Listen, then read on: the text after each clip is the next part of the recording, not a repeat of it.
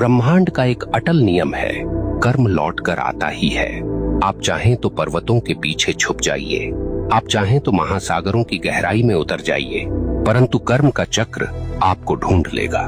क्योंकि यह संसार किसी राजा के कानून से नहीं चलता, यह चलता है ब्रह्मांड के न्याय से। और ब्रह्मांड का न्याय कैसा है? निर्दयी, निष्पक्ष और बिल्कुल सटीक। यह न तो रिश्वत लेता है, न पक्षपात करता है। जिसने जैसा बोया है वैसे ही काटना है। अक्सर लोग पूछते हैं, अगर कर्म इतना ही शक्तिशाली है तो क्या प्रार्थना, तपस्या या दान इसे बदल सकते हैं? सुनिए, प्रार्थना से आपका हृदय शुद्ध हो सकता है, तपस्या से आपका मन स्थिर हो सकता है, दान से आपके कर्मों में प्रकाश जुड़ सकता है, परंतु जो किया है उसका फल भुगते बिना कोई विकल्प नहीं। हाँ, आप उस फल को हल्का कर सकते हैं, उसके वार को धीमा कर सकते हैं, परंतु उससे भाग नहीं सकते। ब्रह्मांड की अदालत में तारीख टल सकती है, पर फैसला कभी रद्द नहीं होता।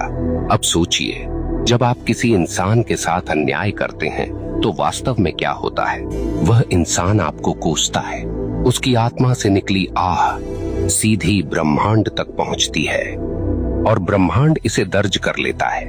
अब वह आह आपके जीवन की राहों पर कांटे बनकर बिछती है। कभी वह आपके काम बिगाड़ देती है, कभी वह आपके घर में कलह भर देती है, कभी वह आपके मन को बेचैन कर देती है। और आप सोचते हैं ये सब क्यों हो रहा है, पर आपको याद नहीं रहता कि आपने किसी और की राह काटी थी।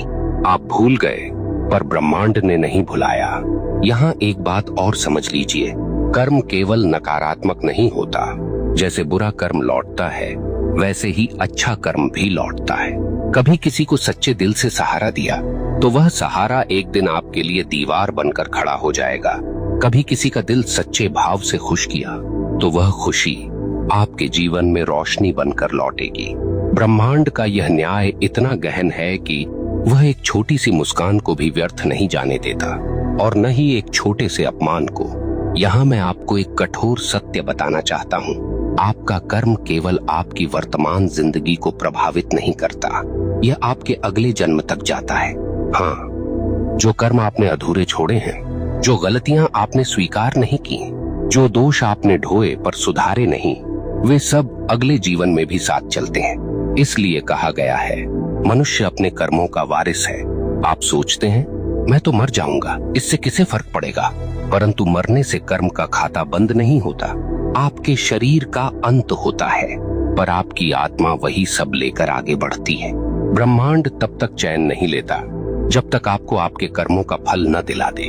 अब आपसे एक प्रश्न पूछता हूँ, क्या आपने कभी देखा है कि कोई बच्चा जन्म लेते ही संघर्ष में होता है और कोई जन्म लेते ही वैभव में?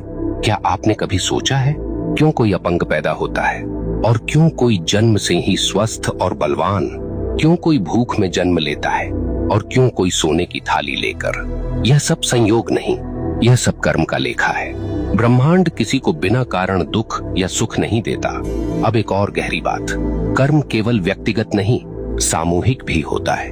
कभी आपने देखा है कि किसी पूरे समाज पर विपत्ति आती है, पूरा नगर डूब जाता है, पूरा गांव अकाल झेलता है, कभी कभी पूरे राष्ट्र पर संकट आता है। क्यों?